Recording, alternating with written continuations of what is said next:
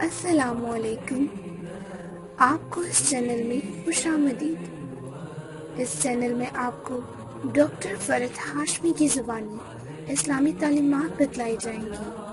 اللہ اور آپ صلی اللہ علیہ وآلہ وسلم کی باتیں بتائی جائیں گی۔ آپ ہمارے چینل کو سبسکرائب کریں اور تبلیغ کے کام کو آگے بڑھائیں۔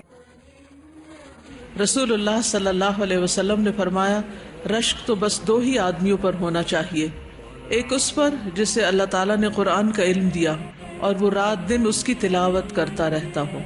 غور کیجئے، سوچئے آپ کا کتنا وقت قرآن کے ساتھ گزرتا ہے، اور جب آپ کی زندگی میں فراغت ہوتی ہے تو آپ کس چیز کی طرف لپکتے ہیں، کس چیز سے راحت محسوس کرتے ہیں؟ کیا قرآن بھی اس لسٹ میں ہے؟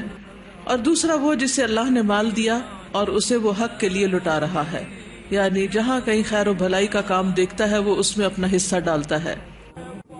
آپ ہمارے چینل کو سبسکرائب کریں اور تبلیغ کے کام کو آگے بڑھائیں۔ مزید معلومات کے لیے ہمیں کمنٹس میں سوال کریں، قرآن اور سنت کی روشنی میں جواب حاصل کریں۔ شکریہ۔